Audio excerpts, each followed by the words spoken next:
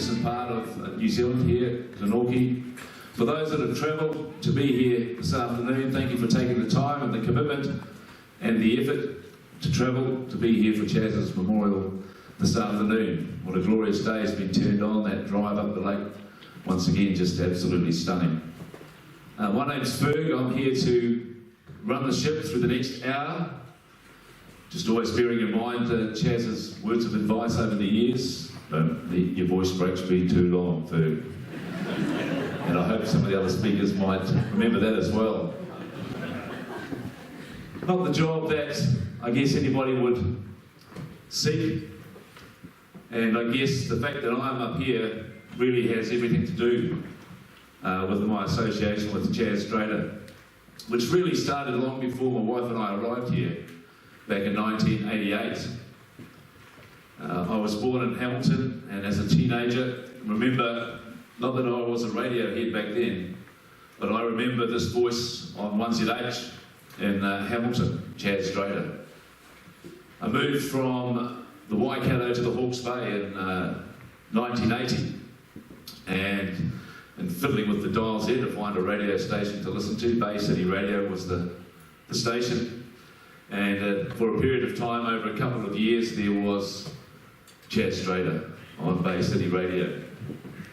Moved to Queenstown in 1988 with my wife and fiddling around to find a radio station to listen to. There was one that I found, but that was pretty boring. Sorry, Henry. He was there then, but they became the enemy.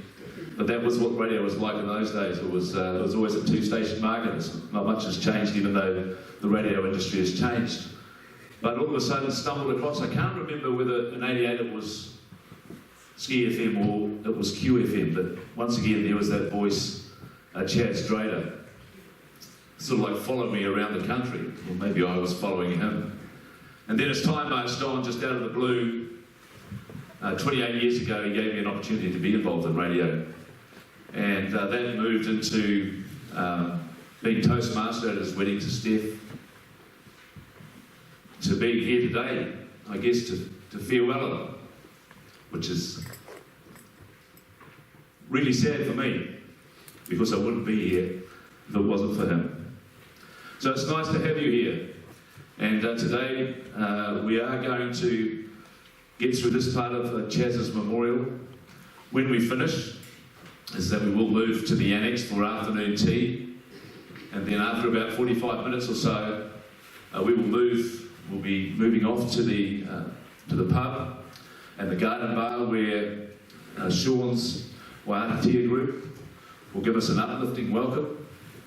And then once we settle into the garden bar and the pub, is that the wonderful Emma Lang is going to host an open mic session where, for those who want to, I'm sure, I know from the radio point of view there's lots of stories, but for those who want to, that will be your opportunity to share some of those stories. And we know that Emma has a wonderful ability to pull information and stories out of people. So whilst we'll hear a lot about those stories then, there are some people that will be talking here this afternoon. We do need to acknowledge, as we get underway with Chaz's memorial this afternoon, Steph, and also the other family members, Shelley Drader and her partner Mike, and their children Jack and Molly, also Felicity Drader and her children Case and Neve, and of course Sean and Alexa Forbes and their son Solomon Drader. We've got a little bit to get through. We expect maybe about an hour, and there are speakers who are going to come up to share some of their thoughts about Chaz the man, maybe more than Chaz with regards to radio, but I'm sure that at some stage in the next 60 minutes or so we are going to touch on the role that radio played in his life and also in a lot of our lives from some of those people that are here this afternoon. First up, I'm just going to walk down because Steph does want to say a few words. This is going to be a little bit tricky. Not the easiest of access. Health and safety. Steph does want to say a few words, and she's just sitting down here. And I don't know whether you want to stand up, Steph, but here you go. Thank you. Problem is, I didn't think I was going to be up first, Ferg. But here we go. You're the most important one. Thank you. I'm not going to stand up, I'm just going to sit here. Well, I must say, and I welcome everybody, that Chaz was always good at getting a big audience and has done it again today. I have a couple of stories to tell, starting how Chaz and I first met. It was 1985. Kay Hobson, my friend, and I shifted down from Timaru to set up a new office for the professionals' real estate. We started networking our way into the local community, which, as you know, real estate agents are very good at doing that. To cut it short, guess who we met? Chaz Drader. He was also a new import into Queenstown, pulling a few strings to launch ski radio. Chaz was hanging out with a number of people, one in particular, Jeff Houston. Well, I wasn't sure if that was his surname because because at the time he kept on calling himself your ticket to the world. Jeff was the local travel agent, and Kay soon got to know him. Chaz, as it turned out, was of no fixed abode. He had a lot of friends and stayed here, there, and anywhere. He could get a bed for a few nights, and then he'd cruise on off to somebody else's place. A while later, after ski radio times were tough for Chaz, so I ended up having him as a flatmate in a house in Sunrise Lane. We were just flatmates, except I ended up having to do all the housework. Chaz followed every game of rugby. There were games during the night that he wanted to watch. Still just flatmates, remember? He used to come into my bedroom because I had a TV in there. After the game finished, he went back to his own room. This went on for a couple of months or more. I wondered what was wrong with him. Jump into my bed just to watch rugby. I made some changes. Housekeeper, me, took his sheets off his bed and never bothered to make it up again. And I shifted his clothes into my wardrobe. He came home that night and never got to sleep in the spare room again. Chaz loved buying me cool birthday presents. One year, it was 2 peacocks from Margaret Arnott's place in Frankton. Very excited about his good idea, arrived with a box under his arm. But little did he realise he had to actually catch them himself. It was a large paddock, took him a while to corner them. Peacocks arrived home, we locked them in for a few weeks, then let them out, hoping they would hang around, but unfortunately they were seen walking in the direction of Glenorchy. Chaz was totally out of his depth this time, having to run around that paddock. The next birthday present was a live pig. That spent the day at the radio station before he brought it home that night. We fattened it up, and the meat ended up in the freezer. Chaz wrote the pig's name on each pack of the meat, and I refused to eat it. Chaz prided in himself and his handiwork, making all the wooden gates on the farm. Took a while, as he had a habit of needing a drink or a smoke during the job. Then he was soldering bits of radio equipment together on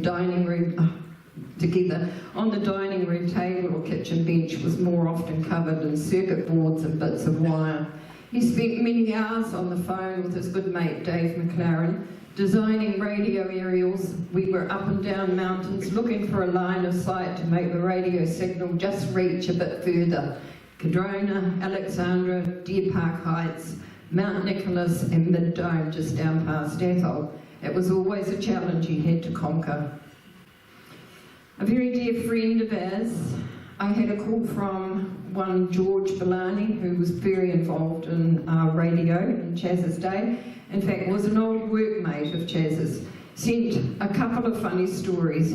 He went on to say, I worked with Chaz at 4XO, then I headed north to Radio Windy, and a year or two later, we were both at 1ZH in Hamilton. He was the breakfast announcer, and I did 9 to noon. I have many fond memories, one in particular of a wine tasting evening at a small wine shop, Gary's wine shop in fact. Gary was a regular advertiser, and I probably took the tasting a little bit too far that night. Next morning, I was on my way into work and Chaz dedicated a song to me. All he said was, it was a good night at Gary's wine bar last night, and played a song for me, Tears of a Clown. Typically Chaz, understated but crystal clear, it always was a part of who he was, and a great sense of humour. He could be so dry. Another really good story from George. We used to grab a beer together regularly in Hamilton, and we knocked around doing stuff. There was a runabout he bought for peanuts. Having decided voting should be part of the agenda, a guy they knew was a spray painter and could get the paint cheap, so they sanded it and scraped and filled the holes. The painter sprayed it and we put a motor in it and took it for a test run on the Waikato River. No problems, off to Karapiro to go water skiing. I was up on the skis on the first run when Chaz suddenly turned around making a beeline for the shore. We'd barely been out for a couple of minutes. The vibration from the motor had rattled the floorboards loose and it was taking on water. There was about 6 inches in the bottom when he beached it and left me floundering at the end of the ski rope. I waded ashore grumbling at him about why I'd turned back, and he said, because I can't effing swim and the boat was effing sinking. As usual, just a dry factual statement of fact, but it was funny as hell. Pam Henderson had the pleasure of meeting George Bellani back in 2006 when George came and stayed with us. We went out fishing and had to come back to shore quite quickly because George got a fish hook in his hand. Sadly, he had to drive himself into the hospital, but that was the last time that George has visited us. Chaz and I have had so many adventures, West Coast salmon fishing with our good friend Graham Brown. Sean was also on that trip. He spent the evening under the influence of a number of drinks, target throwing an axe into a tree. Preservation Inlet with Alison and Carl Bowman for a weekend, a story that definitely Chaz was involved in, but I'm not allowed to tell that story. If any of you are curious about the story, ask Alison later about it. I better stop, it's quite funny. I better stop talking now. Alexa will have the stopwatch on me. Chaz, you were my best mate. But you passed away knowing I would be okay. It'll break my heart when I have to flick the off switch on Glenorchy radio. Rest in peace. I hope you get to fly to the moon. Thank you, Steph. Wonderful memories. And as we know, the other side of his life was radio, but family was pretty important to him, extremely important to him. And as often as some of us have said, it's a shame the book hasn't been written. Next up, of course, as we focus in on Chaz's family, we're going to hear from his son Sean and his 2 sisters, Shelley and Felicity. You can just make your way up, just be careful coming up the stairs. We do have this being streamed to various places around the globe. So it would be good to have some other faces other than mine staring into the camera. Sure. Thanks, Ferg.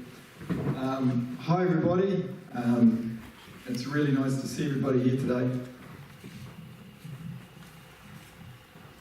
I'm actually really happy and really proud to get to talk about my dad. I'll try and be quick. I get all the radio people following me, and they're all pretty good talkers, so tell me if I'm not holding the mic properly. Sean Charles Drade is my name, if there's anybody here that I don't know. And my dad's dad was Charles as well, so my dad was always Chaz because his dad was Charlie.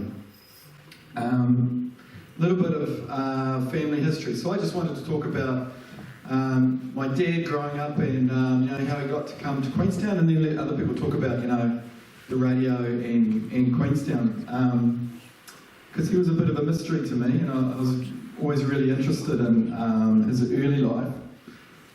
He was a first generation New Zealander. His dad, Charlie, was born in Galicia, which is Eastern Europe, to Canadians, and they were oil drillers.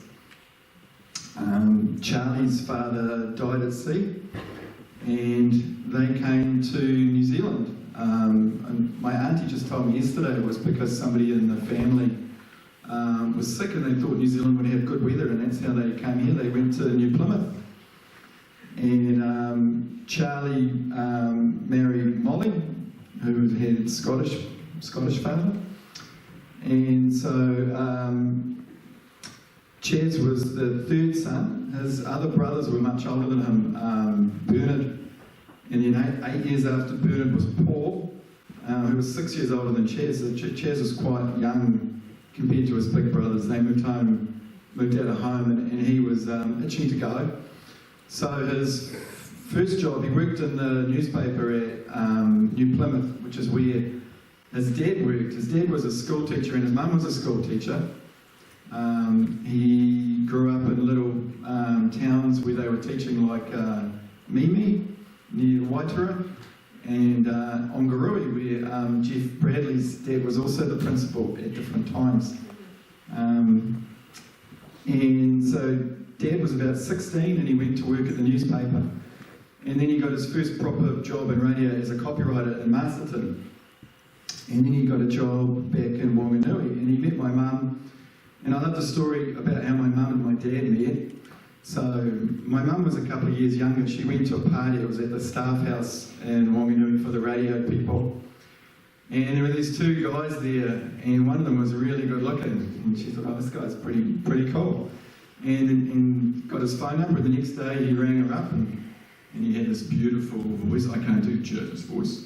I'd love to be able to. And they arranged to meet, and she went to meet him, and it was the other guy. But you know, he used his best assets. It was cool.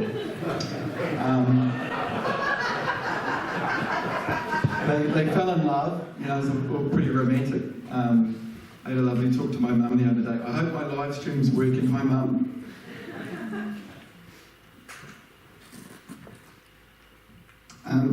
They moved to Wellington. Dad went to broadcasting school, which was the way that all the best journalists got the best voices. And then he took private elocution lessons, which were great value, and he learned how to breathe. And you know, Dad had this lovely kind of middle New Zealand accent. It wasn't English, and it wasn't toffee. It was just this really interesting, like you hear on national radio, and not many people kind of had it as well as he did. And then he got a job in Blenheim, and he was kind of on his way. And my mum was working as a nurse in Wellington, and she got sick of catching ferries and flying, so she moved to Blenheim and lived there for a while. They got married in 1967 in Wanganui, and they had a honeymoon. They drove across the Harbour Bridge for the first time, went up to the far north, and then they moved to Gisborne. And she said it was a really neat social life, you know, the radio. And then Dad got a job at a new radio station in Tokoroa, which is where my sister was born. Michelle, we all call her Shelley, but it's Michelle. She was named after a Beatles song. And they bought a coffee bar. It was the only one that was open late at night. And Dad apparently would do the early shift, come home, look after Shelley, and then Mum would keep the coffee bar open until about 11 p.m.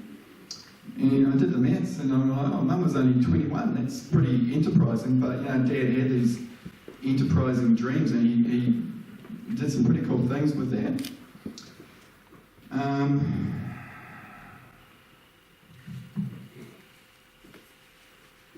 Where did they go after Tokoroa? They went to Auckland, I think, after that. Oh, so Mum says that when Shelley was born, Dad dropped her off at the hospital at 2 a.m. Because he had to be on the radio at 6 a.m. and he was a bit squeamish. And I'm like, oh, that sounds terrible. And she said, oh no, I was in the hospital for 10 days and I was treated like royalty because everybody knew who he was, and she was kind of, you know, he was famous. She got treated like a queen. They moved to Auckland. Ches joined Radio I. They were in competition with Radio Hodaki, which had moved onshore and was legal at that stage, so it was kind of the big time for him. It sounded pretty neat. Mum and Dad split up when I was really young, and he would come and visit. He was this big, tall, really interesting, deep voice. He always had a really cool car and a different dog. My cousin Lee sent me a message the other day, and she said he would come around. He was always much funner than her dad. I thought it was pretty cool. We would visit him a little bit when we were kids, and he'd come and see us very occasionally. We saw him in Hamilton and again in Napier. He didn't have all the skills that you need to be a dad. He picked me up off the bus once and he said, "Oh, what do you want to eat?" And he cooked for me. And he didn't ask me what I wanted to eat, he just cooked for me. And he cooked hokey pokey in a saucepan. It's like sugar and butter or something. He's like, "Here you go, eat all of that." And I'm like, "Have you got any food?" He's like, "What's wrong with you?" So I moved here when I was 23. I was living in Aussie. Alexa was working for him. And I really just came over for a holiday just to find out about him, and I managed to stay here all the time. Will really miss his voice. He had that beautiful voice. I can't even come close, but people would ring up, if I was at home and I had a hangover, my voice was just a little bit deeper. And you go to the landline and I'd pretend I was him. And no one was ever thought it was just go get your dad. He was I think Langley did a good job the other day, he didn't come close. Dad was scared of dying. He lived long got to, and his brothers. So the way he went was really nice. He waited until after COVID so we could all get together, which is pretty cool. And I'm sad, but it's kind of the nicest possible way. You could just slowly go to sleep like that. It's cool.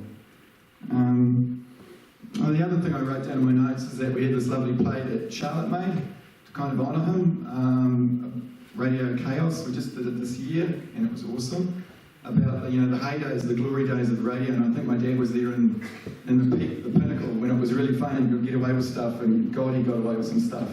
I just couldn't do it anymore. We'll all miss him. Thanks, Food. His life, I think something like, is it 59 years, a 59-year commitment to radio in New Zealand. He's made many friends across the country. And one of his longtime friends and associates is here with us this evening to talk about the radio community that Chaz was a part of. Chris Muirhead would like just to come forward. Chris, just be careful, please, coming up those stairs.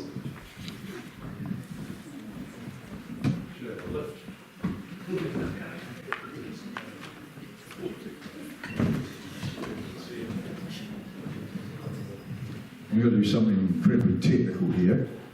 Try this. I've got this little speech written down on the phone. So if you just bear with me a moment while I delete that. Get that up. Sorry. Stop. Forget that.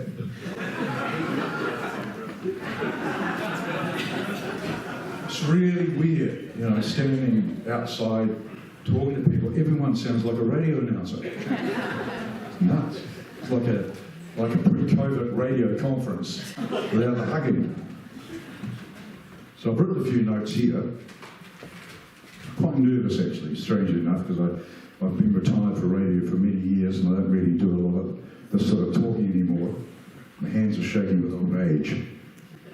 But I really feel also we should be sitting here, with a smoke in one hand and a glass of rum and coke or something in the other, which would be quite appropriate, and I'm sure we'll do a bit of that tonight.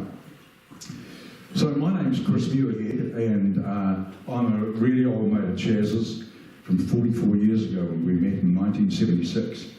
And Chaz was one of those people that you meet that you feel instantly drawn to, charismatic, people say.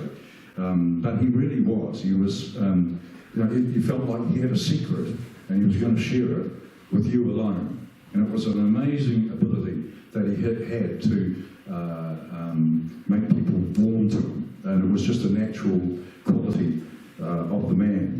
Like his daughter Phyllis said the other week on Facebook, she said, Chaz was one of the most interesting people she'd ever met. Me too. So he and I met in June of 1976 at a radio station called 1ZD in Tauranga. And we arrived the same day. He was to do the breakfast show, and I was the program director. So I was effectively his boss, although he never saw it like that throughout the rest of our career. But we arrived that same day, and we formed an instant bond over a shared love of radio and of music, and also we shared the same sense of the absurd, the same sort of sense of humour. And that stayed with us throughout our relationship, which has remained up to this day. Chaz had a healthy disrespect for authority and hated corporate radio and religion. I think religion, and many other things. However, and he was always willing to debate these at length, particularly over a drink and a cigarette. Unfortunately, most of the adventures Chaz and I got off, most of the adventures that Chaz and I had are still subject to the statute of limitations, so there's not a lot I can say about them, but I will tell you just a couple of short yarns. I remember once Chaz invited me to a client function in Rotorua. He was the program director in Rotorua, and the general manager of the station was a gentleman called John Walters, really nice, charming bloke. And John and Chaz had discovered a wonderful new radio product, and that was called Contra. And Contra, as the radio people murmured of excitement immediately, especially if they're salespeople, immediately titillates them. But Contra is an exchange of radio advertising for goods and services, effectively. No money would change hands, and nothing was written down. Anyway, the client function was the most wonderful and unusual party that I've ever been to, I think. And we were met, it was in the evening in Rotorua, we were met by the side of this lake, and there was a gentleman called Joe Gilfillan, or as Chaz called him, the Wicked Fairy. And Joe greeted the guests, and we hopped on a rowboat, and we were given a rather unusual cigarette, which had amazing qualities of mystical visions that came with this aura, didn't matter. And we were rowed out on this lake, and I remember hazily arriving at the venue, which seemed to be in the middle of the lake, but probably wasn't, where there were 3 bands, top New Zealand bands. Some of the older people here today remember Larry's Rebels. But they were fantastic bands. No one could get these bands to come and play for nothing, for Contra, you know. But it was just such a wonderful event, and that was Chaz's ability to extemporise. He was such a clever man. John Walters, his manager, later was let go by the government. The government who owned the radio station, because it was found subsequently that he'd furnished his whole house and bought a car for he and his wife, all on Contra. Basil, you'll remember all that stuff, right?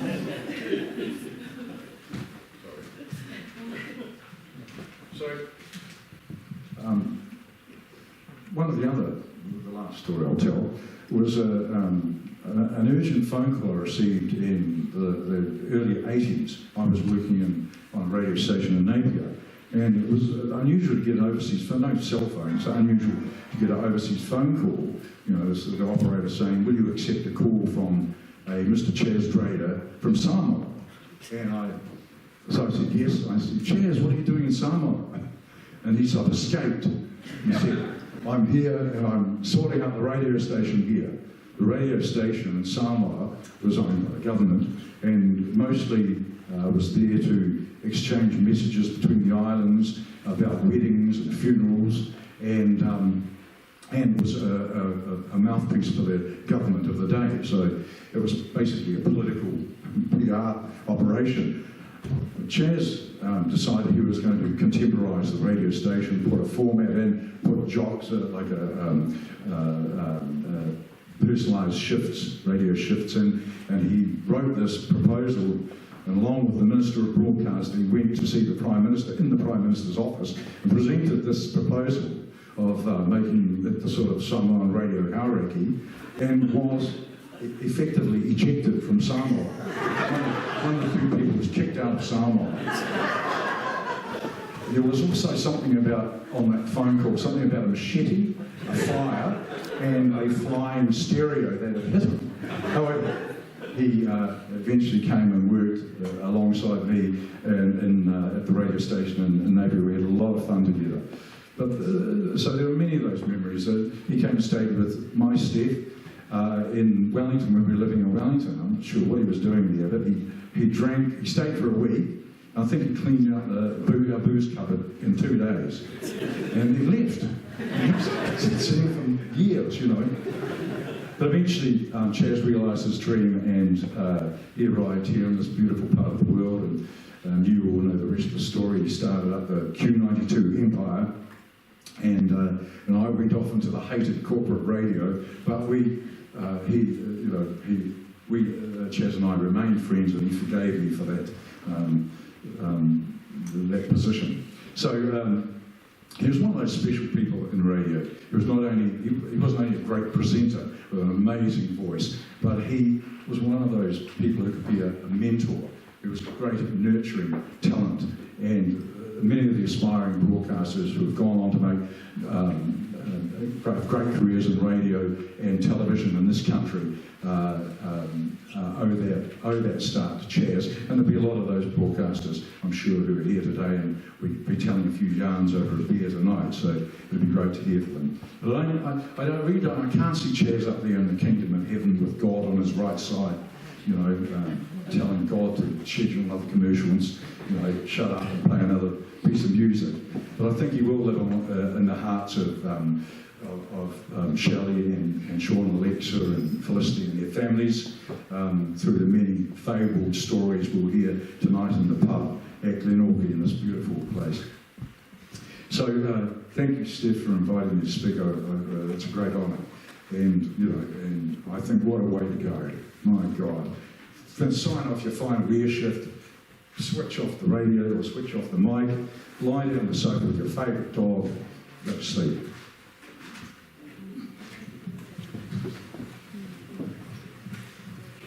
Thank you, Chris. I know the long association that you and Chaz had, and I know in my time at Q92 he certainly talked about you a lot, and passed on the history that you two have had in the industry over a long period of time.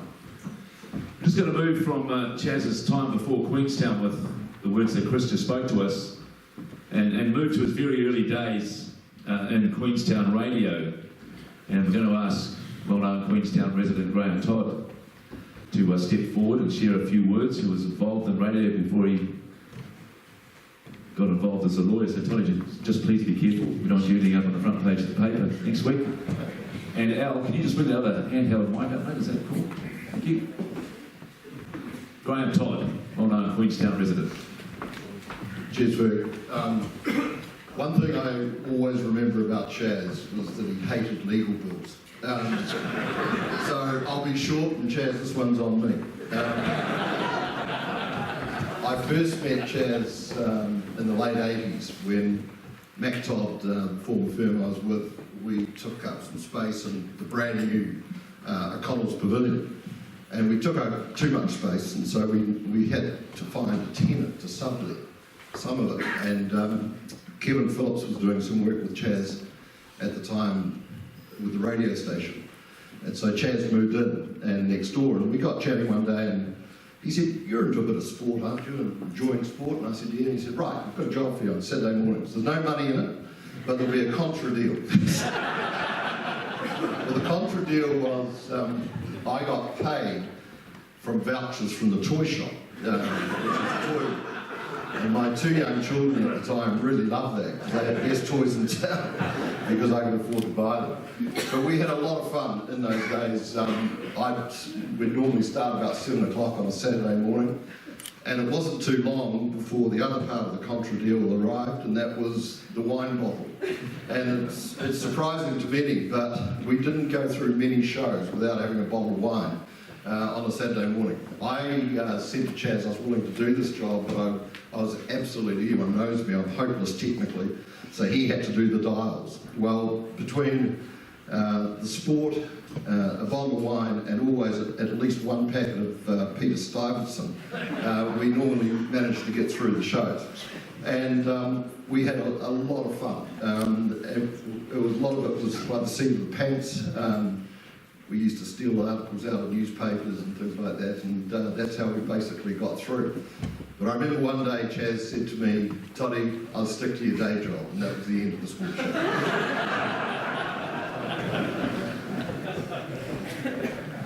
Thank you, Toddy. Graham Top Radio here to acknowledge Chaz at his memorial service this afternoon. That means you've got to come back, Toddy, even though your stay was brief.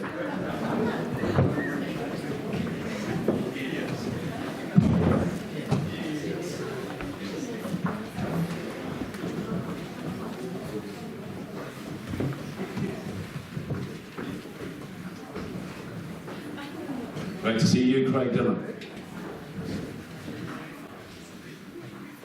So I guess this is where we start to focus in on a station that was pretty unique, not only here in the Wakatipu Basin but across New Zealand. And some of these ones that are going to talk to us briefly, Andrew, will share some of their, I guess what we're trying to do here, even though we work for Chaz, is to find out a bit more about their feelings for Chaz as a person and as our leader. Andrew Patterson, of course, was one of those in the early days who made his way down to Queenstown and got involved, and as time marched on pretty quickly we became the Morning Outlaws. And Andrew, nice to see you here, but where do I start with you and your relationship with Chaz? Well, firstly, Ferg, it's absolutely wonderful to be back and honoured, and Steph, thank you for the opportunity. For me, Glenorchy was a spiritual home. When I lived here in Queenstown, I used to escape up here. I loved this place, and it was fitting that Chaz ended up here because this is one of the most spectacular parts of New Zealand, and I've seen most of it. I love it, so it's wonderful to be back. In fact, I think I'm one of the very few that ever escaped Queenstown. Everybody else I seem to catch up with have been here forever, and that's what makes this community so wonderful. So it is wonderful to be back. My story begins as a kid growing up in Auckland with the radio Hauraki Pirates. I was about 7 or 8 at the time, and I was obsessed with the Hauraki Pirates, and I decided then and there that I was going to get into radio. Told my parents, told everybody I was going to get into radio, and then kind of the dream faded a little bit, as it does later part of high school, and I went into a business career, did a business degree, and the whole radio thing faded. I was made redundant twice within 5 years, and I thought, well, maybe me in the finance sector aren't actually meant to be, so I should think of another career. And the whole radio thing came back, and I shared my story with a guy called Mike Godinay, who I was working in Christchurch at the time. I said, I really want to get into radio. And he said, go and talk to Chaz Strader. You won't find a better mentor or a better person to get you into radio and get you started. I rang Chaz up, this was about the first week of December, and I rang Chaz up and he said, well, I'm not going to pay you anything, but he said, I will give you a couple of weeks free contra accommodation, of course, contra again. So I came down, I had 2 weeks with Chaz, absolutely loved it, and he was up in O'Connell's, as Toddy mentioned, and that was at the early stages of QFM, which unfortunately sort of didn't end quite well, and then the whole thing sort of fell over and I disappeared off overseas, came back to find that Chaz was resurrecting it as 92 FM. And so I came down and joined him then, and that was the start of that amazing journey. 2 quick stories to share with you. The first one was the 92 hours. We were desperate for advertising because Resort, was really cleaning up, and Chaz loved money coming in. Unfortunately, most of it was going out. So I was walking to the radio station one morning, and I thought, gosh, we're going almost 92 days, and we're 92 FM. And what about if we were to broadcast for 92 hours continuously, and we'd sell all of those hours out? And we do all this crazy kind of stuff in between time, and that's what started the whole thing off. And anyway, so I'm running around, putting the whole thing together, and Blue House Fly, on the day, trying to sort of organise everything, and it's going along really well. But there's a lot of stress going on, like there is in any of these promotions. And I walk in, and here's Chaz and a couple of others, in the office, rum, smoking, and I kind of let rip, you know, about all the work that needed to be done, and Chaz was just kind of sitting there, and Chaz just said to me, pull your effing head in and stop being an effing Jaffa. That was very appropriate actually, because I was acting like a typical Aucklander, you know, trying to sort of run the whole show, and he wasn't the slightest bit interested in being told to by some upstart who just arrived into town. And that kind of pulled me into line rather well. The second story to share with you was one of the, and this is my other great credit about Chaz. Chaz never said no to any idea. Yeah, I could keep coming up with ideas and he would say, that sounds great, let's make it happen. And we would, remember the Red Nose Days? Used to do that Red Nose Day thing? And we were thinking about how we could raise some money for Red Nose Day. And I said, oh, I'll tell you what, I said, why don't you kind of string me up in O'Connell's on a bungee jump, on a bungee, and people could kind of pull me down and let me go, and I go flying up, and how many hours could I stand on a bungee? And anyway, you know, I don't know, OSH probably didn't exist in those days, but we certainly did it. And Henry Van Ash organised and hung me up, and I hung there for hours and hours and hours. Henry was absolutely convinced I could only stay 2 hours, so they'd only configured the bungee. Poor Henry comes back at 4 in the afternoon, and I'm still up on the bungee, and he goes white, and he said, I don't think the bungee was ever meant to sort of, we better get him down pretty quickly. But just before they were able to get me down, this huge guy walks in, and he pulls me right down, so my bum's virtually touching the floor, and then lets me go. And I have never been so scared in all my life, because I'm going flying up, and honestly, I missed the glass of the top of O'Connell's by about that much. Henry, I thought, was going to absolutely, actually, you know, die on the spot, you know, have all his corporate reputation ruined in one radio promotion, but we did. But we raised a hell of a lot of money for that, and it was really good. But I'd just like to acknowledge Chaz for the wonderful individual that he was, incredibly supportive of people, believed in people, got the best out of them.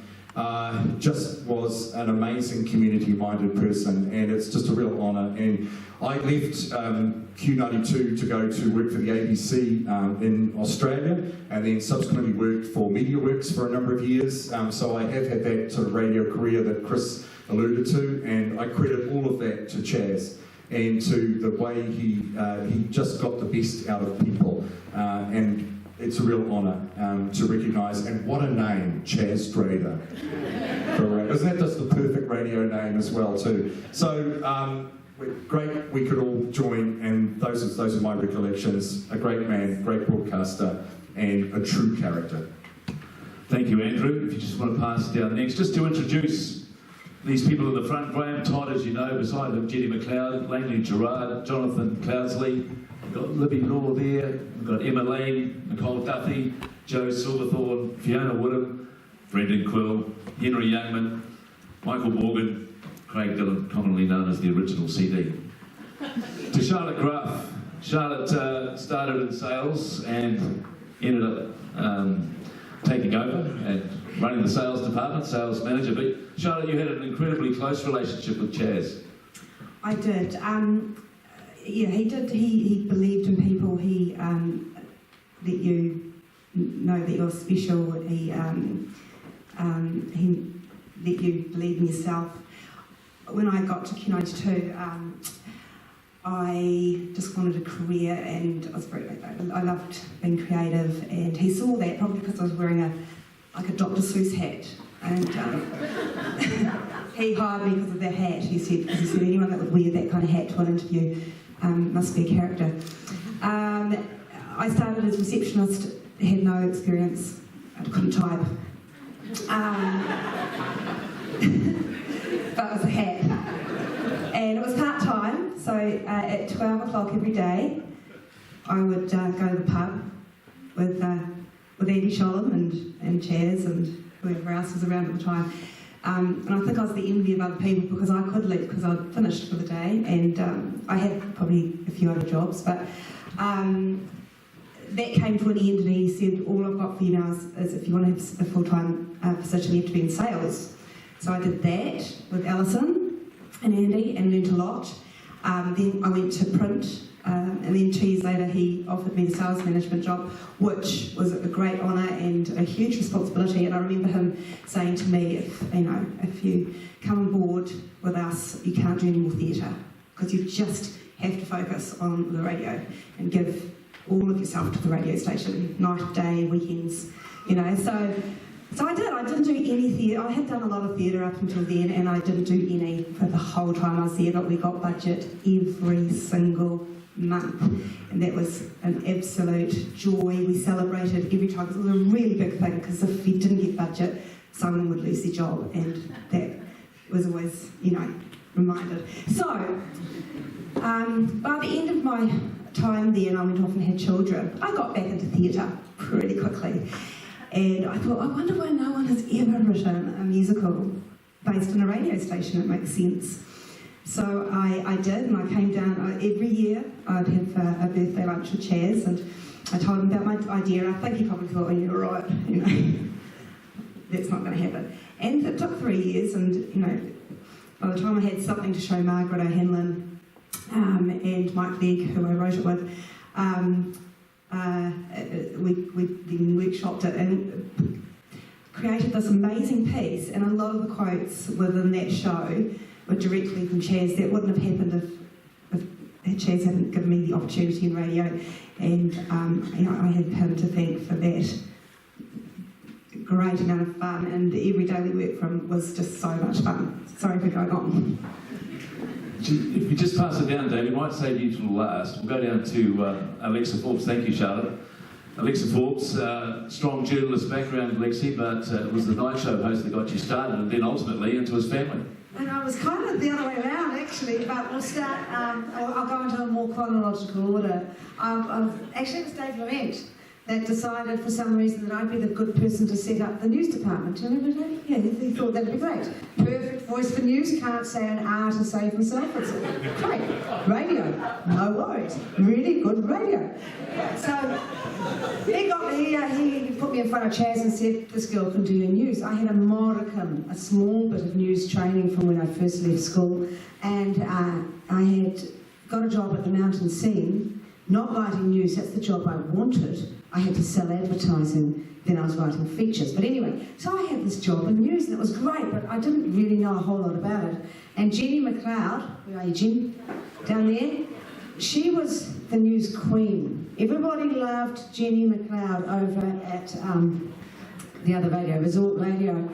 I was in a little bit of trouble there. And I remember one day Chaz coming in, and I had missed yet another scoop that Jenny had. And so I'd be, sort of doing the follow-up story, and Chaz would come in. News is the plural of new. So, okay. Anyway, then one day my saviour walked in the door, and that was a woman called Fiona Mooney in those days. And she was employed as part of the sales team, which was why we actually got paid. We had these two, Joe Silverthorne and Fiona then Mooney, and Mummy Train selling advertising, and we were getting paid. We actually got money out of Jeff Bradley, which was an amazing thing. So, anyway, she'd had 14 years on Fleet Street, so this was quite good. So we kind of managed to get to move from when Steph was actually pulling the teletext down and printing it off on this yellow and white striped paper, and then we were rewriting the national news from the teletext. It was hilarious. And then Fiona and I would put together bits of paper everywhere, all over the studio, which ones come next. And it was absolute chaos. But we actually did get a really good news service together. And eventually Jenny saw the light and came and joined us. And we started up something else. But anyway, it got me off to a wonderful career that I didn't expect. And sort of gone on in that direction now. Thank you. Where do you want to go next? I was just going to ask you another quick question, Lex. Yes. Because the other side of your outside of radio is that you ultimately ended up in the Drader family. I did end up in the Drader family. I think I was cutting out things with Lisa Weir on the floor or something, and Sean Drader walked in, and Chaz had actually sent off, I think he had sent off sort of messages to his 3 children to bring them all together to come and meet him, and he went off to pick up his son, who didn't know anything about, and this big, tall, quite good-looking man walked in the door. Yes, he was at the time, that's right. I didn't have much time for policemen back then. But anyway, so yes, he did. And the rest is history, and the product is there. Fine, we'll be carrying on. Thank you, Alexa. On to Alison Beaumont, who... yes, Alison, listen very carefully. A bit like Jenny McLeod, who had the mortgage, I guess, on news when she was working for Resort Radio. You really had the lion's share of town when you were sales manager at Resort Radio, and then the opportunity came to come over. What brought you over? Why did you come to something that was pretty unknown and unproven, really, at that point? Well, I met Chaz when I was living in Invercargill, and I'd been working at Bobo Radio, then went over to Forza Day looking after one of the reps who got very sick, so they asked me to look after his client list. And that's when I met Chaz, and he was coming up here. We all came up together, actually, to the Ramada and had a big party introducing ski radio. And then, of course, when I moved up here, I worked for Resort Radio, but of course it was always the music. It was just the music, it was so good. And of course I got into terrible trouble when Chaz asked me to do the Desert Island show, and which was so successful. And then of course he just nagged, and then I went over. And it was 92 FM, but that day QFM folded, and whammo, we were Q92 FM, and all the clients came over. Sorry, Rick, it was just an awesome, amazing time. We just wham, all of a sudden there was just serious sales coming in. And it was a very, very exciting time. Andrew was just an awesome person to work for as well, because he had so many amazing ideas. Fantastic. Junior Outlaws. Fletcher was the #1 junior outlaw. We used to go out every week and have fun, and then the Q92 birthday. And then we transmitted to Invercargill. That was a huge time for me, wasn't it? It was just incredible. It was a wonderful journey, so much fun. I don't know how we lived, actually, to tell you the truth. We just, seriously. And how on earth Stephanie, and when we talked about this, how you coped, how we stayed married. It's just quite beyond, probably. But anyway, he suffered it all, and here we are. And Brownie, I've got to make a little reference to Fabulous Brownie too. It was such a big part of the station as well. So. Yeah, Chaz, it'll always be in my heart a long time. It's hard to imagine life without you. It was wonderful to listen to the station this morning. It really was, and good, fantastic work you guys. So, yeah, thank you, Chaz. Thank you, Alison. Down to Grant Stewart. You right, son? Good, sir. How are you? Grant, of course, copywriter. We all sort of had multi-roles. So Grant was our copywriter and amongst doing breakfast in the days of the Odd Couple. So Grant, I would say that to be fair and with all due respect, you were the one that probably pushed the boundaries with Chaz all the time. I think I got fired about 3 times and rehired within about 8 hours of getting fired after spending time at McNeil's. Thanks, Graffy, for the classic blackie you guys used to make. But no, an amazing man, and gave us such a way in life, and even from what I'm doing now, which is involved in aviation, all that sort of goes back to the times of being on radio and the precision that you had to learn there whilst you were actually on radio. Chris, you'll realise that you've got to time out exactly, otherwise you've got what we call dead air. There were 3 people that could do it. There was Chaz, Craig Dillon, taught me how to sneak the beeps, and then of course myself. But you can actually cut a song short and get the beeps coming. Remember that CD? All that sort of stuff. But no, fantastic man, and Ferg and I saw Chaz quite a bit because we had quite an involvement here with the community, and still do, with regard to the Glenorchy races. So we'd all go up on Glenorchy country, always go up there and have a bit of a yarn with him. But into radio, I actually met Alison before I met Chaz, because Alison tried to kill me on the forecourt of Mobile at the bottom of Stanley Street in the supersonic yellow Lada, wasn't it? And then you were behind it like possessed, totally like Marge Simpson, totally possessed. And of course in those days I was a hydrocarbon transfer technician. I had to fill her up with, I believe it was super. And on the forecourt, it was 92 days, because the other radio station was Resort Radio, and they were boring as batshit, but I heard this kind of radio voice, and it was with the old mouth over here, followed on by some Jimi Hendrix, which is, the two don't really go together. I thought, shit, this is awesome, playing Hendrix. And so I rang in and I kept wanting to hear Hendrix and Sabbath and Purple and all that cool stuff like Zeppelin. And so Chaz finally said to me, right, we've got this show called the Desert Island Show. Why don't you come up, bring 12 records that you'd play if you were stuck on a desert island, and we'll drink lots of red wine and you can promote your business. I didn't have a business to promote because promoting a fuel station was, well, anyway. So I met Dave Lorenz right here, and he got me into radio because Dave was the one that was hosting the Desert Island Show, and so I played all the normal stuff like Sabbath, Zeppelin and Purple and all that kind of stuff. And we got horribly drunk, didn't we, David? And that was it. I think I went home and then Chaz rang me up a couple of days later and said, you sounded quite good, so do you want a job? Once again, Contra was involved, which was the bottles of ethanol, which is, I think, where I first met you, Toddy, in your legal profession. But no, they were great days. They really were. And Kevin, Joe Phillips. But they were fantastic days. And, you just got to look at this crew here. What an amazing bunch of people, and a very talented bunch of people. We are the Q family, and we do get together quite often. And our stories get louder, faster, and harder as the older we get. So, rest in peace, Chaz. It's definitely the end of an era. So, Greg, you can take it up. You'll be the next Chaz, I suppose. Either you or Keith Richards. Either you or Keith Richards, mate. Always full of compliments. Good on you. Thanks for all of you for listening in too. I mean, it was a great time of our lives, and it just seems to continue on. Thanks. Rightio, finally to Dave Laurent, and you've heard a couple of our Q92 family talking about Dave. Dave, initially along with Graham Brown and Chaz, started 92 FM, correct, Dave? I'm just trying to wind back. What made you want to get involved? Where did your friendship start with Chaz?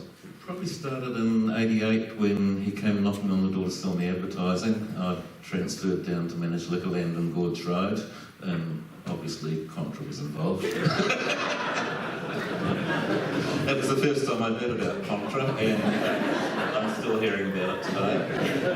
But when Chaz's life took as F said, took a bit of a downward turn for a wee while. And we were good mates. We would get together and watch footy and drink and tell lies and so forth. And Chaz had always told us his big dream, his one big dream, was to have a successful commercial radio station. And up to that point with Ski Radio, he touched on it, but he never quite made it. And so we decided to back him when the time was right. And Brownie and I decided we'd put 20,000 each up. Took Brownie a bit of time to come through with his first bit. So we only had 20 grand to start with, and eventually Brownie came up with us. So yes, we very quickly learned the value of Contra, because you don't run a radio station on 20 grand. But his other sort of real attribute was, as you can see, he can bring together a ragtag bunch of misfits and get the very, very best out of them. My God. And look where they're all doing so successfully well, and that's all from Chaz believing in them and wanting them to produce for the station, and he did an amazing job there. One of the things that's been touched on a couple of times is the music of 92 and Q92 as it morphed into, and you were a big part of that music mix. Yes, because those 9 mixes, and I didn't end up with any albums or CDs or anything left at home. They were all at the radio station. I think the whole music collection for the first 2 or 3 years was my albums. Thank God Brown liked them. The Jimi Hendrix. But Chaz believed there was only 2 types of music: good music and crap. And we play good music. That's it. And we had all sorts of fights about what music should be played, and he had the foresight to know that we actually knew what we were talking about, and put together a little committee who would listen to all the new tracks that were coming in and find new music to populate the music with. And that was our 2 criteria: was good music or crap. If it was crap, it went straight in the bin. If it was good music, it went straight onto the playlist, and we only played good music. So how come Andrew could always play the Pet Shop Boys? He found Chaz's special stash in the bottom drawer and would pull it out every now and then. Yes, a big part of the success was obviously the music. Ladies and gentlemen, the Q92 FM team, the happy family, nice to see you all here. For those who've made a contribution over the years, and it's nice that you're here to... And one more thing about the music. Q92 was the first radio station in New Zealand to exceed 50% New Zealand music content, and that's a big thing. We showed the way for the rest of the world. Unfortunately, they've all gone back corporate. Where's Mel? Mel Riddler. Mel.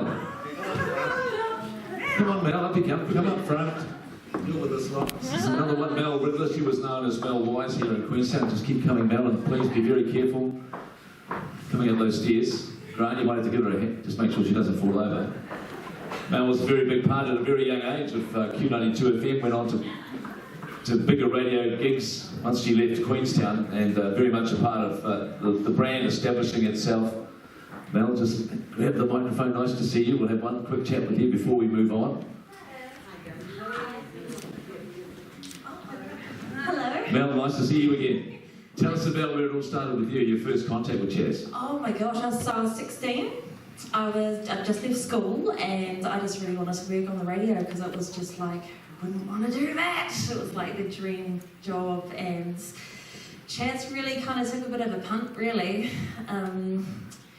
I was going out with someone, my senior at the time, who worked for Chaz, which is interesting, a bit controversial, but that's okay. And yeah, so I started recording the night mixtapes, and yeah, I did that for about 4 years and went on to work for Channel Z as a network host, and absolutely just, yeah, so much to be grateful for. What did you take from your time at Q92 in those early years? Bearing in mind you're 16. Yeah. What did Chaz teach you? He taught me a lot about music, actually, because as part of the job that I was doing at night, I'd start at 10 at night and I'd go till 4 in the morning. So I spent a lot of time by myself. And yeah, as part of making these tapes, I had to put in like a 60s song every hour and like 2 70s songs, and I was born in 78, so like absolutely no idea.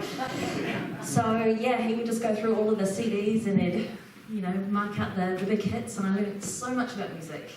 And just about having fun in the workplace, you know, the 92-hour birthdays and all that kind of thing. It was just amazing. And yeah, it was the best place I've ever worked, and he was the best boss I ever had. Fantastic, thank you, Mel. Our Q92 FM team, thank you very much. We look forward to some more stories.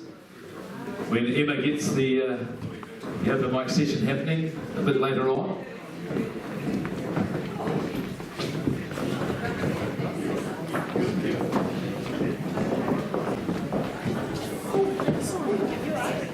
As we know with Chaz, once Q92, we rode the highs and the lows with him at Q92 FM, and the next stop for Chaz was to retire after he sold Q92. Spent some time at Radio Works, and then decided it was time to retire and head up to Glenorchy, where he didn't really retire. What he did was he started another community radio station, Glenorchy Country. So we're just going to ask, Emma, you need to come back. Some of those announcers have been a part of Glenorchy Country alongside Chaz, offering support. Kate Scott, Emma Lang and Fiona MacArthur. It's your turn.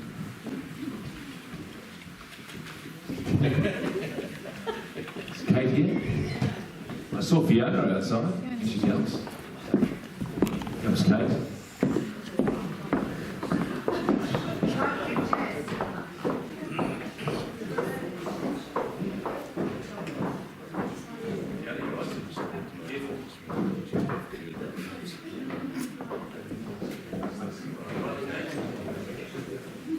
Kate, you come over here. Well-known Glenorchy family, the Scott family, and Kate, where did it start for you with Glenorchy Country? Was it something you always wanted to get into, radio? No, definitely not. Never crossed my mind, Greg. Never crossed my mind, but Chaz started doing Pig Island discs, they were, when they were in Glenorchy rather than Desert Island discs, and I went up and took my little CD and had my bottle of wine, and well, later he rang me up and asked me if I wanted to do a sort of semi-regular kind of it. And I looked at all those buttons and knobs and I thought, ooh, I don't know, might be a bit beyond my powers, but yeah, anyway. How many years have you been supporting him? I actually have no idea.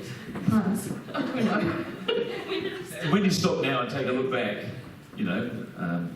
at what Chaz has taught you and the skills that you've learned from a radio perspective.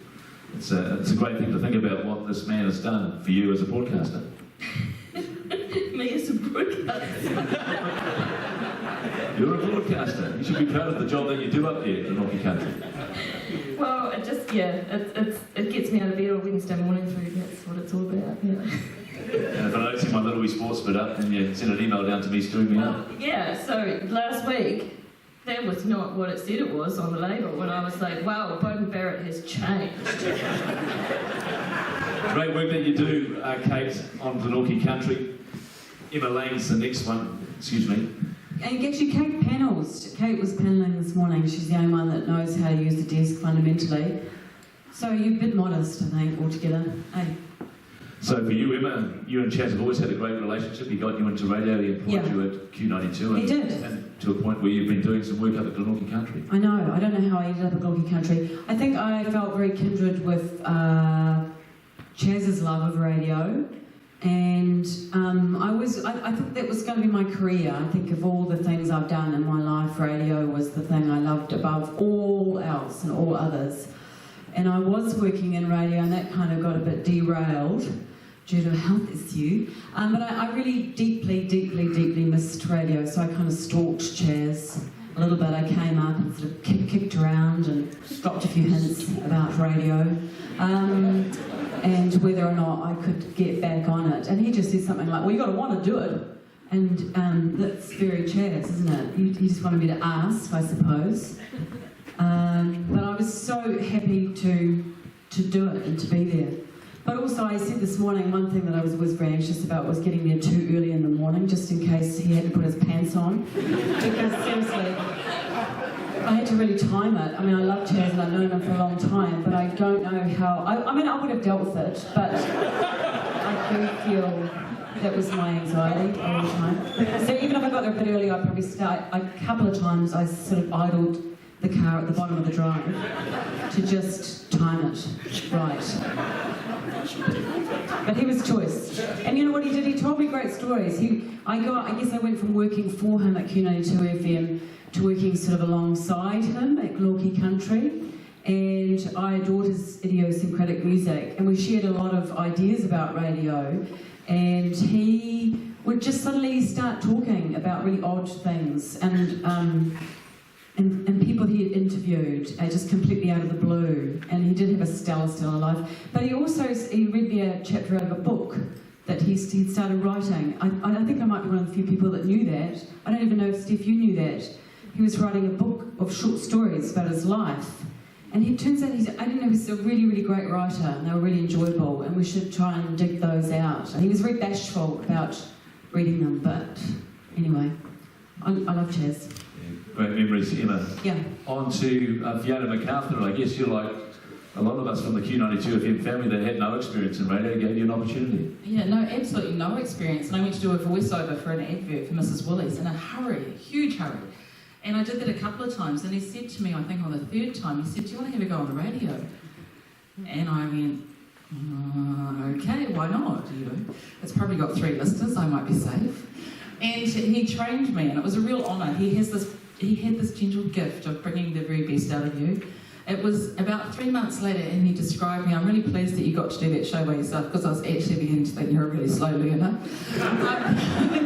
So he would bring the best out of you, but he would also ground you. And the one thing I really loved is that you were able to take a sentence about life and where you were, and you don't always say everything that you want to say or you need to say, and he had this gift to pick up exactly what you meant. Yeah. He was a wonderful man, and it's just amazing that he's given you all the opportunity to have an involvement in radio. Now, I guess our wish is that remains here in Glenorchy. Thank you very much, Kate Scott, Emma Lang, and Fiona MacArthur. And also, Steph, through our good friends, Greg and Heather Cayford in Christchurch, we got the news to Graham Brown's, the late Graham Brown's 2 boys, Adam and Daniel, who you know. Adam is in Australia. Daniel's currently in lockdown in the Philippines because of COVID and hasn't been able to get out. So Adam messaged me, I sent some photos on that to Sean that Adam sent over to send their love to you, and that they've been thinking about Chaz today. Adam and Daniel Brown. Rightio, Charlotte Graff, very talented performer, and she's been instrumental since Chaz's passing in getting former staff members to make a contribution to an audio-visual presentation. So if you put all your eyes onto the screen and enjoy what Charlotte has put together here. Good morning, my name is Chaz Drader, and this is Ski Radio 92 FM. My recollections of Chaz, and I can report that he chose a good year to come, 1985 to Queenstown. I was in the same class of 85, and Chaz famously started a radio station called Ski FM that lasted just a month. It was quite hard to own an independent station in those days. But I met Chaz at a council meeting in 1983. He must have just arrived in town because he was sitting at the reporter's desk, and I think he may have been a reporter for the Mountain Sea. What I remember was that he had the most unusual hairstyle. It was permed and tinted, I think, and all standing more or less on end. I thought this is going to be an interesting guy in the district. 1985, working at 4ZA in Invercargill, he was there. And I can see him now with his long legs hanging over the desk, fagging. We all fagged like mad then. And we were having a big launch up here at the Ramada to launch the new radio station, Ski FM. I first met Chaz in January 1990. I showed up and had an amazing time.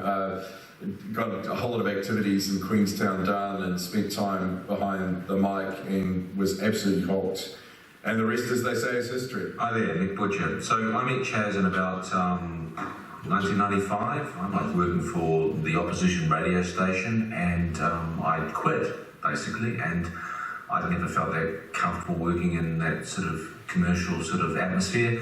And he gave me a ring, and I never actually ever spoken to him, and this deep Chaz Drader voice, and he said, I hear you quit. And I said, I did. And he said, want to come work for me? I said, that's how it began. I met Chaz in 1996. Chaz came over to Alexandra to interview me. He was basically stealing me from one radio station to his radio station. It was very cloak and dagger. Basically, the interview consisted of us going to my flat in Alexandra, smoking a lot of cigarettes, laughing, and we got the job. Fiona and I set up the Southern Lakes News Bureau, and we provided a news service to both Q92 and Resort Radio. When things fell over with Resort, we approached Chaz and offered him an exclusive service. I well recall Alexa and I taking him to the Red Rock Bar about 9 o'clock in the morning, and after rums and cokes all round, we sealed the deal. The best advice Chaz ever gave me was, I'm going to try and do Chaz's voice here. Lisa, radio is not just a bunch of songs and some commercials, it's theatre of the mind. Green always seems to make an impression. You know, this just tickled Chaz's fancy, and he chose that as our motto for the way we set up and operated Q92 from that moment on forward. The second piece of advice that he gave me that was awesome was that the rules are for people who don't know what they're doing. As soon as you know what you're doing, you can break the rules. I remember you saying to me once, rules are made for most people to follow, and for those smart enough to know how to break them. Wise words, and I know you certainly lived up to your own advice. I remember on one occasion having a lot of trouble trying to fit a concept into 30 seconds, which was the slot that the customers are paying for. And Chaz had come into the production studio to have a cheeky fag, and I was sort of explaining the problems I was having, and he said, look, it doesn't matter. Chaz never spoke like that. It's very hard to imitate Chaz. If it takes 60 seconds, it takes 60 seconds, just as long as it's good radio. The best advice Chaz ever gave me was two things. It was, in some cases, turn the microphone on. And in other cases, turn the fucking microphone off. Just be yourself. Just be yourself. Don't try and be cleverer than you are. Don't try and be funnier than you are, because that never really works. Just be yourself and you'll be fine. If all else fails, then just play some rock and roll. Advice that Chaz gave me? Nah, I think I gave him more advice than he gave me. What a place, what a man. The best advice that Chaz ever gave me was just back yourself, be yourself. And, you know, he backed us. He had a massive job with all the creative people and minds that we had at Q92 FM. And arguably, you know, without a doubt, I think to this day, the concentration of creative people that we had there you'd be pretty hard pressed to find that anywhere. Radio just isn't what it was back then, and a lot of that's to do with Chaz's approach to management. He just let us go. He gave us enough rope, and I occasionally did hang myself, and then he took it off my neck and let me come back again. You had to get budget. If you didn't get budget, someone would lose their job. It was that simple. So we always made sure we got budget. This old typewriter, I used to call it a clacker, and it was either brought out when he was praising you or when you were going to get fired. Of course, I got both those. The clacker came out and away he went, the old Imperial. He said, if you haven't got anything fucking good to say, play another fucking song. He always used to give me full artistic license. So for 8 years, he'd plant a seed, and we used to come up with some groovy shit. So here's one of them. Chaz would say, selling hot air was one of the most difficult things to sell, full stop. So we had to sell ideas, we had to dream up promotions and sell creative concepts.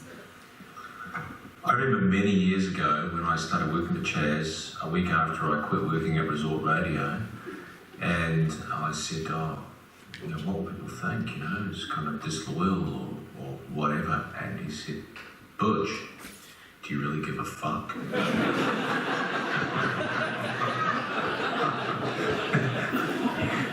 Man had a way with words. He was a big Twins fan, Chaz Drader, and he took a lot of us under it.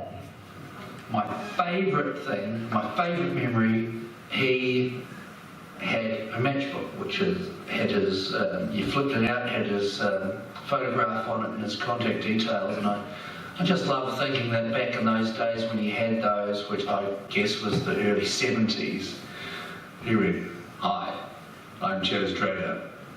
Let me light your fire."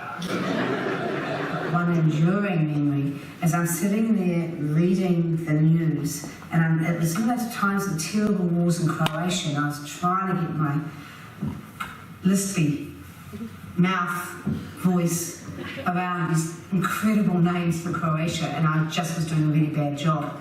And he just took a lighter and lit my news story, my piece of paper, which I was reading out live on air, and it just went up in flames. The whole thing just dissolved into hysterical laughter, really. There wasn't much I could do at that point. Chaz, thank you for taking a chance on me all those years ago and for inviting me into the Q92 family. Working with you and the team was some of the best and most memorable days of my life. I loved the fun, hilarity and high emotion of it all. It was the real deal, and I'm honoured to have been a part of it all. Probably just the simple things with Chaz. Doing a radio show with him was amazing. Nothing like it. No better co-host. Going on our drives through Paradise Valley on one of my many visits to Chaz when I'd come back from Canada, and just simply hanging out with him, being with him, hanging out on the farm, watching Stephanie do all the work while he sat around like this. Ran the very first Iron Kids triathlon out at Lake Hayes, and Chaz turned up and he just saw these hundreds of kids and parents and Q92 banners everywhere, and he was just beaming, and I think he just felt that you know, everything he'd hoped for the radio station had happened, and yeah, I remember that like it was yesterday. but he cared about the people that he knew. He had genuine affection for those people who worked with him. He loved them, and they loved him back. Chaz had passion for the industry and a big commitment to Q92, and this combined with his unwavering support and loyalty for his staff are the memorable standout qualities for We me. managed to lose the banking down the drain. This is outside the B&Z Bank in Reed Street in Queenstown. I managed to get the banking out, but I went back to the station and Chaz said to me, "What the fuck took you so long?" And I said, "Well, I actually lost the banking down the drain." The next thing, this finger comes out and he says, "You dumb cunt!" And also 292 in sales, and that was in 2000. And it was, in fact, we would get to the end of the day, you know, the last contract was signed, boom, would make deadline, be a big congratulations, and whoop around the studio, and we'd go down for a beverage at the Red Rock, and of course we'd launch, Chaz would launch straight into what we had to do to get the next month's budget, was actually to take a rest. Birthday lunches with Chaz every year. Every year, I think that I knew him. I had lunch with him on his birthday. So I feel very privileged, very lucky for those memories. It's the twinkle in his eye, and that could occur with fondness for all sorts of subjects. He was particularly fond of his radio team. Yeah, he's pretty proud of them. He liked tequila too. Got the same twinkle. His way with people, he just had a way of connecting with people. You know, he's very straight up. He had that lovely tone to his voice, you know, and he loved to party. I can remember Chaz said to me, "Oh, you know, you'd be good on radio." And I didn't think anything of it at the time, until I got the phone call to say, would I actually be interested in doing a show with Greg Dillon? You taught me that you could dream big and do it on a shoestring budget, and as long as you had ways and means of putting your dreams into action, didn't matter what your budget was, you would make it happen.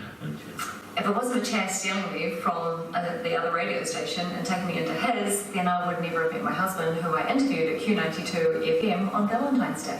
So that's pretty big. He really got radio, and it was such a joy to be around such a successful station. And as we all know, radio isn't just one person, it's a team of people, and Chaz was a great leader in driving the team to succeed. He gave me a start in radio when I was just 16 years old. He let me loose to be able to record songs to play through the night show. He taught me so much. He taught me about 60s music, 70s music, stuff that I'd never heard of. He just gave me the biggest platform and the best training. Q92 was by far my favourite station. Yeah, massive impact. Big love. I think it showed me like what radio could be, not what it was. Because what it was very formatic and very kind of McDonald's radio out there in most of the world. But Chaz's style was above, it was a lot more progressive, and it was, and yet it kind of was, it was like an ode to the past as well. He was a personality. He wanted personalities on the radio. And there was no one that was on Q92 that wasn't a personality. We met at Avanti's, and within minutes, I knew it would be okay. He had a way of making you feel completely at ease. What I learned about Chaz that day, and what I will always remember, is that he was passionate about the people. He was passionate about community, and he was really passionate about music. And that's what made Chaz Drader a legend. In many ways, Chaz gave me the chance that unearthed a creative side of himself that I had, I put in a soft drawing for him about, and bringing me on board in a sales capacity at Q92 FM and giving me my head on air, allowing Grant and I to create the English program, giving me an opportunity to feature on breakfast. And with a number of advertising campaigns, the creative side of me really got rebirthed again. Now I live in California in Silicon Valley and I work for Apple. You would have loved and appreciated all of the innovation here. My new boss, of course, is Tim Cook, but you, Chaz, you are and will forever be my favourite boss. I loved hearing Chaz laugh. I also loved how Chaz would always walk on the right-hand side of me. Apparently he told me it's to do with keeping my dress clean when the horses and buggies rode past, or some such thing. Anyhow. Wise. He could get you to look at things differently, and he could ask you questions that sometimes pulled you up in your tracks and made you go, oh, okay, hadn't thought of that. And he was a great friend, and he was a great mentor at a time when I was probably too arrogant to know I was being mentored. Yeah, many of them. I mean, he was like the Keith Richards of radio, you know. He had a swagger about him. Not a perfect man, none of us are. He's one of those characters that 20 odd years later, I still remember as clear as it was yesterday. Now, you don't meet that many people like that in life. I just wanted to show you something. This is an international radio production award that I won a few years back. The one thing that's probably lacking here, or the one thing that should be on here, is Chaz Drader's name, because without him, it simply would not have happened. Thanks, Chaz, for everything you taught me. You are a legend. Rest easy, old fella. Love you, and you will always be remembered. Top bloke. Miss you, mate. Rest in peace, old boy. Love you. He once said that the only thing he wanted in life was to be sitting on his boat on Lake Wakatipu, fishing and listening to his own radio station. And we've lost a legend. He had a face for radio, but an even better voice, an incredible voice for radio, and will always be remembered. Cheers to everyone. Love you, Chaz Drader, and thank you. To all of you that are still out there from Q92, you'll be hurting like I am too. But just keep your chin up. At 5.5 minutes to 1, I'm out of here.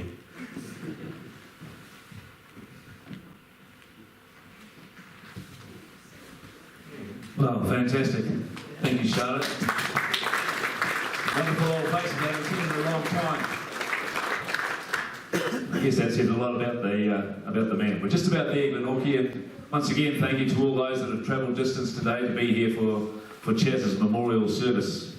Afternoon tea very shortly in the annex, and then after about 45 minutes we'll move out into the garden bar where Sean's Waiata Tia group will give us an uplifting welcome, and then I understand there's been a substitution as Andrew Patterson's coming off the bench to run the open mic sessions, so that's a chance for others to share stories with people.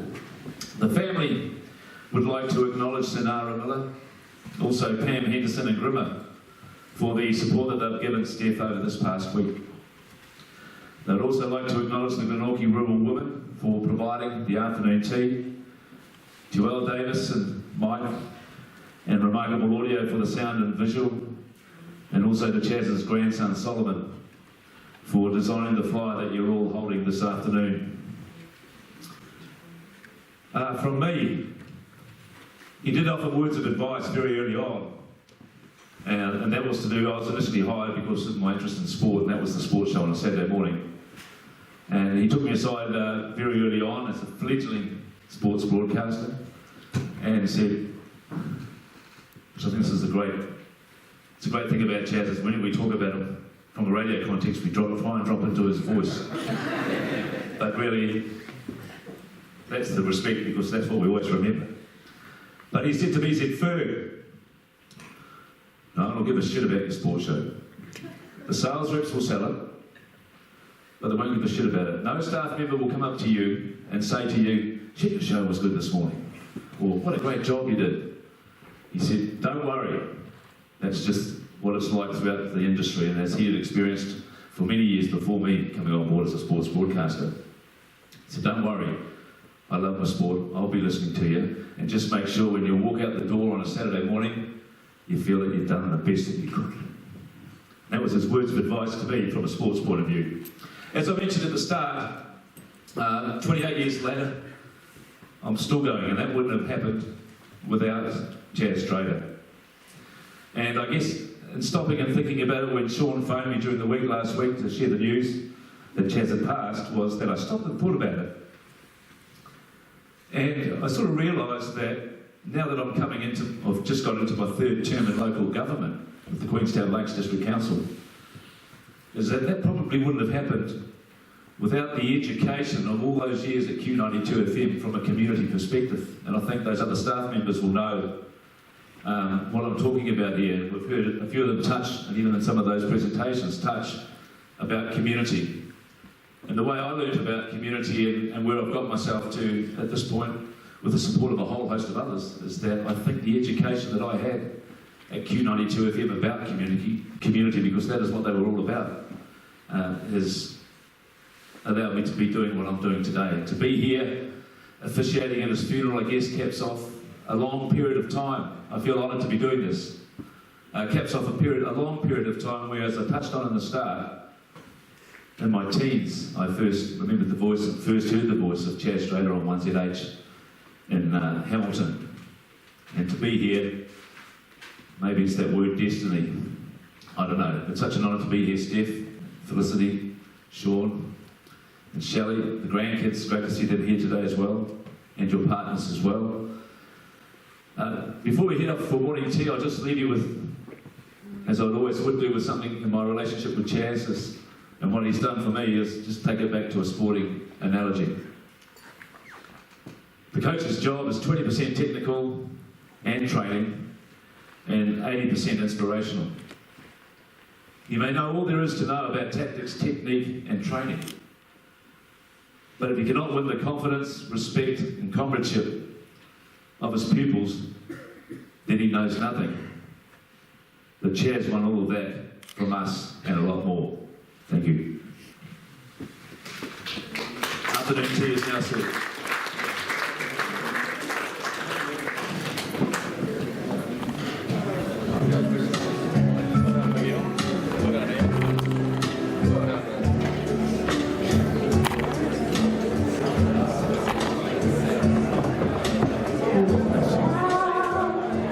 Thank you.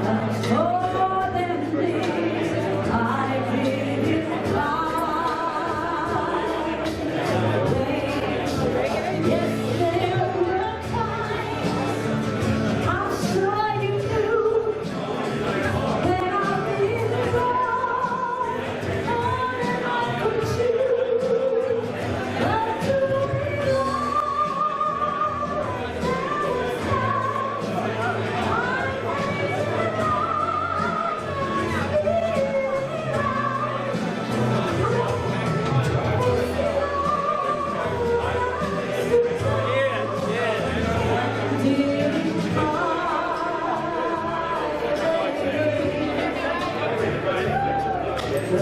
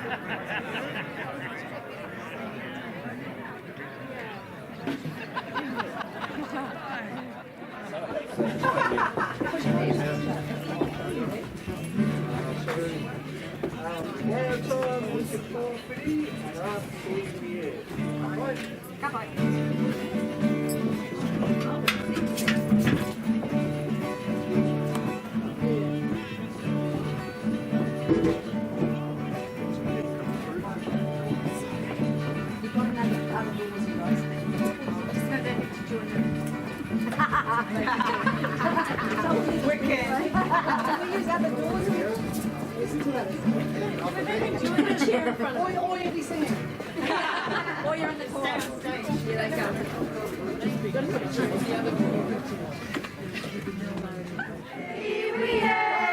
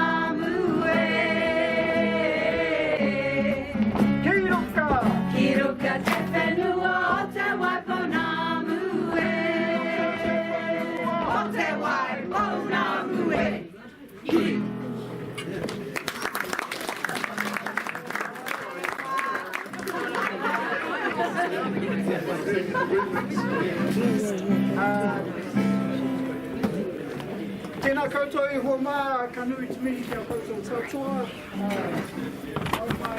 Haramai ki te whakāturanga o te roki nei, ara waiata tia. I'll switch this with the English now. This is our waiata tia group.